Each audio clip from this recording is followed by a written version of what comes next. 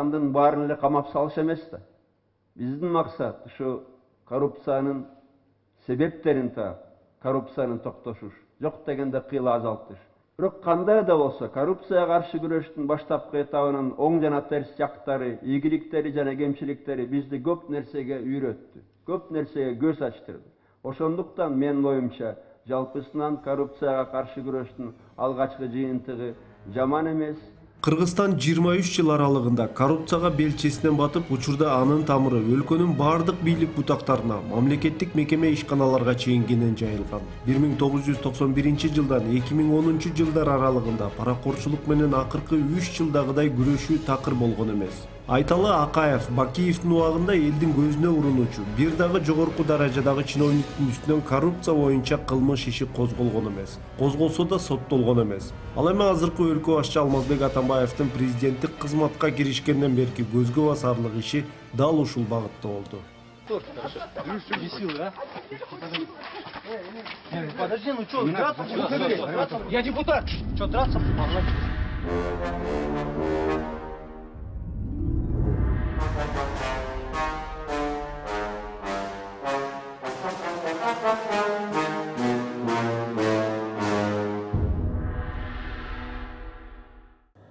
Айрым мамлекеттик бүгүн ведомстволорду жөнүндө кыскартып койсо болот. Эффективдүү эмес деп. Мамлекеттик каражаттар жөнүндө кетип атат. Ал жерде взяточество, снизу доверх, ошол эле ГПТ, ошол агропрод корпорация качандан бери жөнүндө жооп койсок болот. А биз жылдан жылга ошолорду алып келе атабыз. Билебиз ал жерде кандай учур бар экенин. Ошолай Минобразованияда ачык айтайлык. Высшее образование бүгүнкү күндө бизнес. Көп жерде мамлекеттик каражаттарды кыскартсак болот.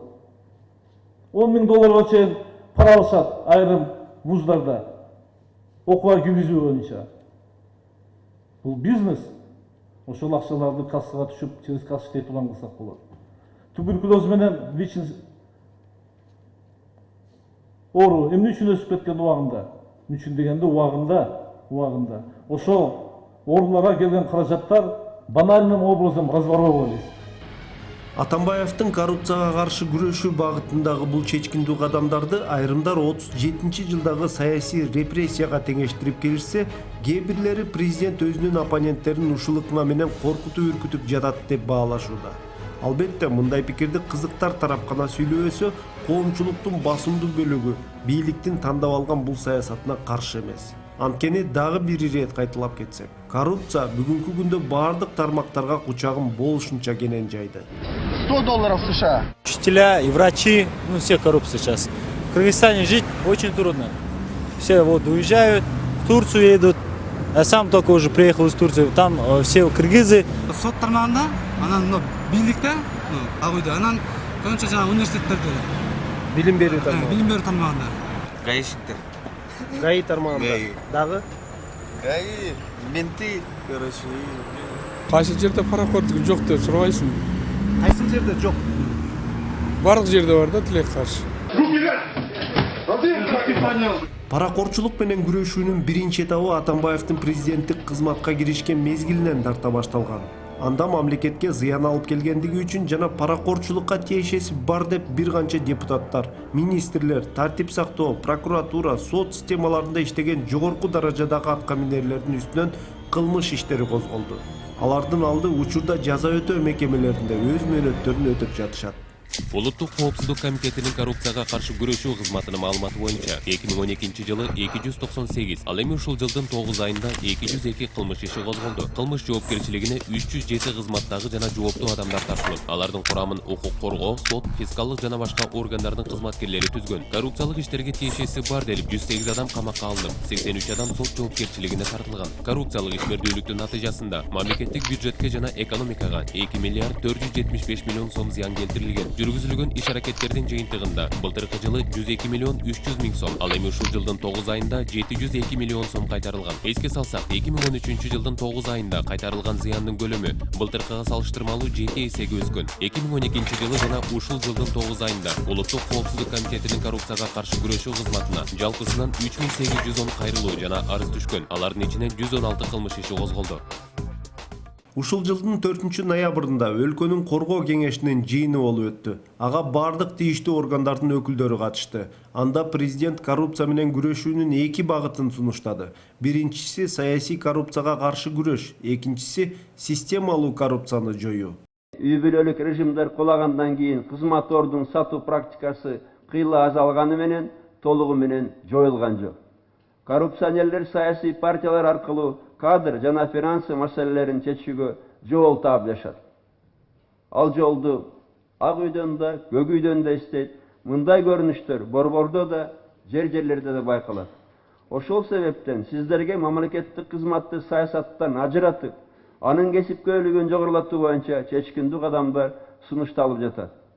Бизге ушунчалык миңдеген арыз келип атат, Ошонун баарын текшерип көргөндө, баардын тең жаап аткан прокуратура и көңүл бурбаган правоохранительный органдар болуп атат да. Эми үчүн ошону биринчи очередь прокуратура аткарыш керек эле. Бул жөнүндө биз Салянова да айтканбыз. Салянова билет. Но ал жагы сөзү аракет кылып эметем дейт. Бирок ылдый жактанын баардыгы тең байланышып калган. Ошон үчүн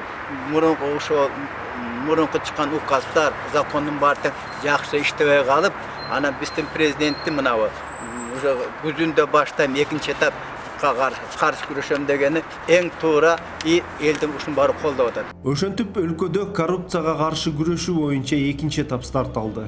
Президент Алмазбек Атамбаев Коопсуздук кеңешинин жыйынында коррупция менен күрөшпөгөн жетекчилерди өз ыктыярлары менен кызматтарын бошотсун деп катуу талап койду.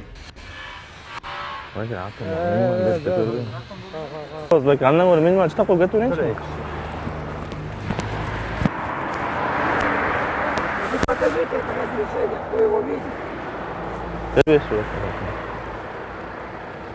Административный протокол эмнеге түзбөстөн акча алып атат? Токсоңуз? Азыркы водительге. Сиз ким болосуз? Жок, эмнеге ошого жооп берсеңиз? Водительге. Буга чейин Ички иштер министрлиги жана жол кыймылын көзөмөлдөө башкармалыктардын жетекчилери жолдогу майы кызматкерлерин аттестациядан өткөрүп, аларды тартипке салып, андагы паракорчулукка жол бербөө максатында бир топ реформаларды жүргүздүк деп жар салып келген. Бүгүнкү күндө майы системасында паракорчулук түп тамыры менен жоголмок түгүл, тескерисинче гүлдөп жатканына өзүбүз күбө болдук.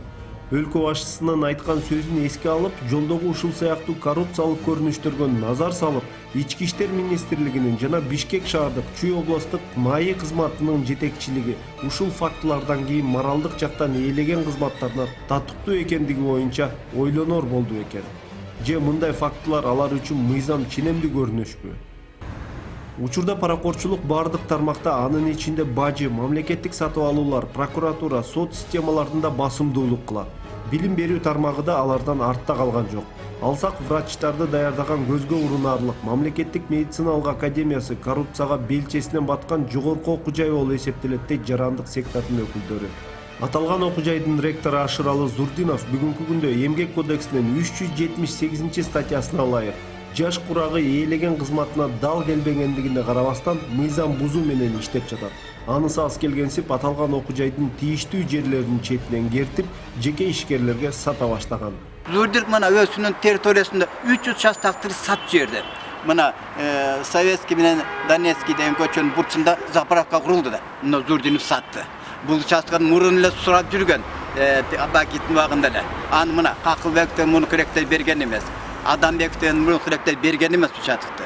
Анан Кудай берген ие болуп турган ага деген алы берген эмес. А Зурдинов берди. Эмне үчүн берди?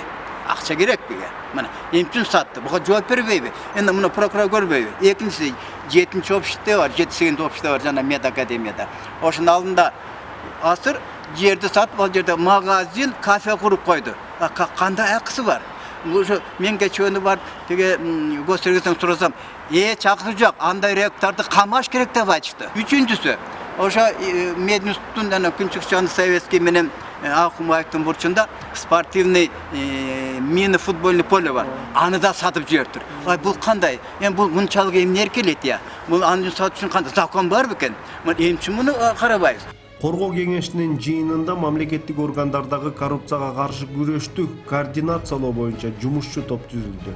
Ал жумушчу топ ай сайын улам бир министрликтин ишиндеги коррупциялык аракеттерди таап, бөгөт коюу чараларын иштеп чыгат.